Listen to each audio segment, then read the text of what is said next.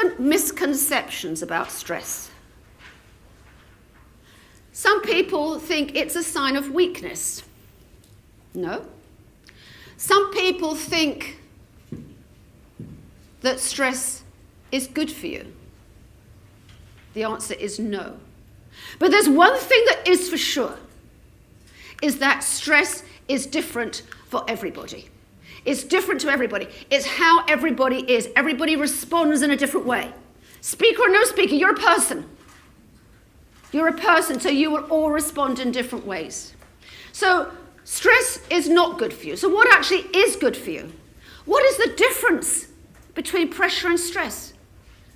And very simply, pressure is what is good for you. Pressure is what you can manage. Pressure is what you can cope with. Pressure is great. Thrive on pressure. Pressure will get you up in the morning and give you the get up and go, because that's what you actually want to do. Pressure is good. Stress is not.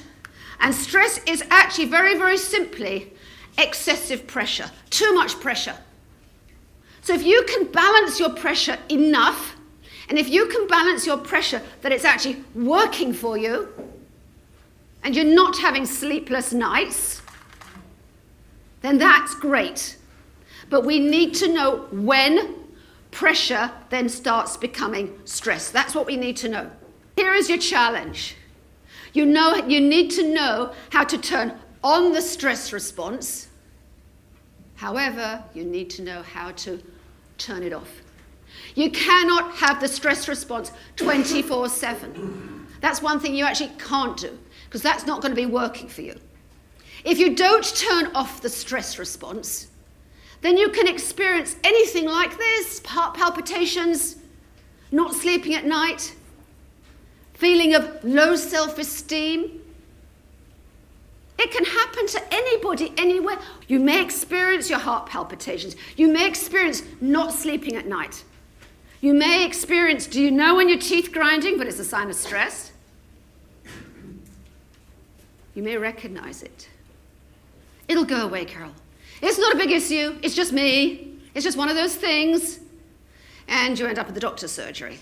And as soon as you walk into the doctor's surgery, the chances are she will say to you, it's stress. If you're in industry, the chances are they'll say to you things like, have a week off. A week off is fine. It helps. But it actually doesn't get to the nuts and bolts as to what is actually really happening. So we know what's happening to ourselves, but do we take any action? Imagine this is your body. You stretch it. And you stretch it. I can do this, Carole. It's not an issue. I call this, Carole, healthy tension. And then you get to the point where it's just one more pull and one more pull. You pull an elastic band too far, it snaps. Your body is no different. Your body is no different to that. It can happen. The warning signs are there.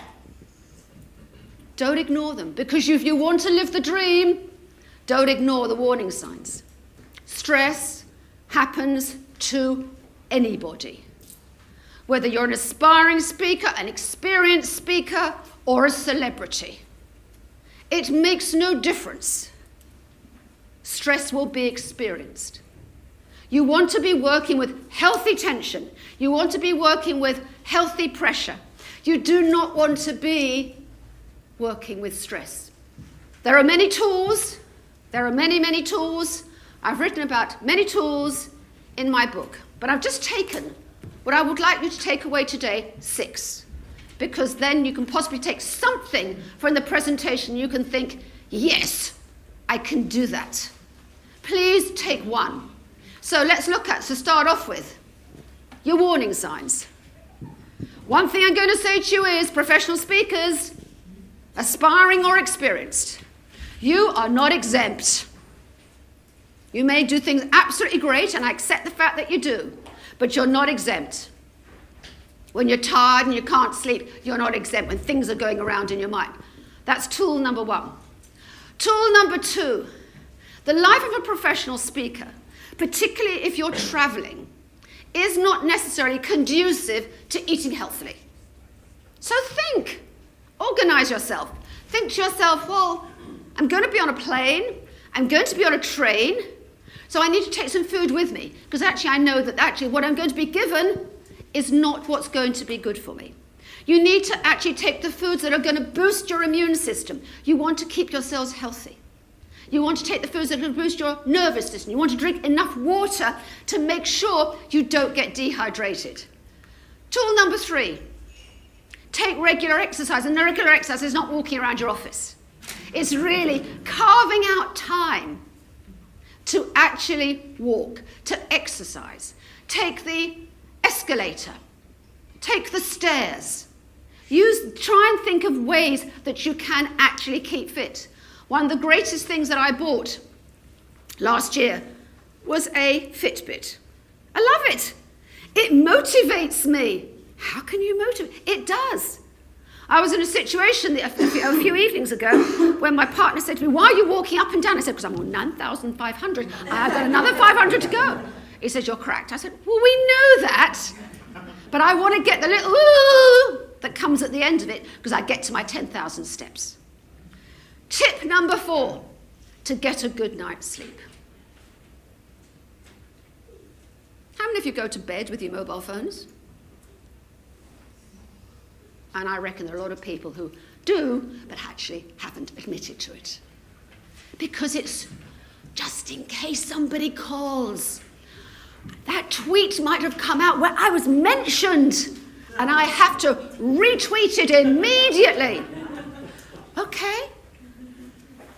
But actually, I might also have an amazing idea at 3 o'clock in the morning, which I'm going to tell to PSA London when I get there next month. You may, in which case, have pencil and paper next to your bed, because by the time you get to the morning, the chances are you've forgotten what it is. So write it down. But you need to get your sleep. Everybody knows how much sleep they need, between 6 and 8 hours usually. Know the amount of sleep you need. Do not be drinking coffee midnight, thinking to yourself, of course I can sleep when I want to go to bed. The answer is no, because your body is not necessarily saying to you, you can. So tip number 4. Tool number 5. Learn to say no. It is a skill. It is a technique. It's not complicated. That's the good news. Why do we not like saying no? Well, as a child, you're taught to do something. You want to please your mother. You want to please your father. You want to please people. We don't want to let people down. We want people to think we are invincible. Of course I can do. No problem. When would you like it? And you'll think to yourself, please don't say tomorrow morning. Tomorrow morning. Yes, of course. Can you hear yourself saying that? I need to do that. Then you know there's a challenge. I want to do that is different to I need to do that. So the technique, not difficult. It's called the positive, negative, positive sandwich. How difficult is that? Right, you start off with a positive, because people want to hear the positive from you to start off with. Here's your positive. As much as I'd like to be able to, engages, gets people on side. Here comes the bad news, the negative news. That's why it's sandwiched in the middle. Unfortunately, I can't because the other person doesn't want to hear that. I get that. That's why you come onto the positive.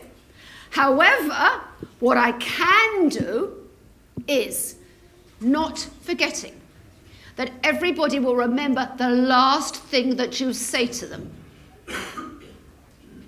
As much as I'd like to be able to, unfortunately I can't. What I can do is. Tool number 6. Seek help when you need it. Do you need to go and see a therapist? Maybe yes, maybe no. You may need somebody to listen to you. Your best mate may not be the best person. They may not be a great listener. I don't know. But in your team of people that you have around you, you'll have some people who are great listeners, other people who are great people on advice, and others who actually will help you talk it through. Who are your team? Who are your dream team? I don't know who your dream team are. But you need to know. Who do you go to when you have a problem? It's not a weakness to ask for help.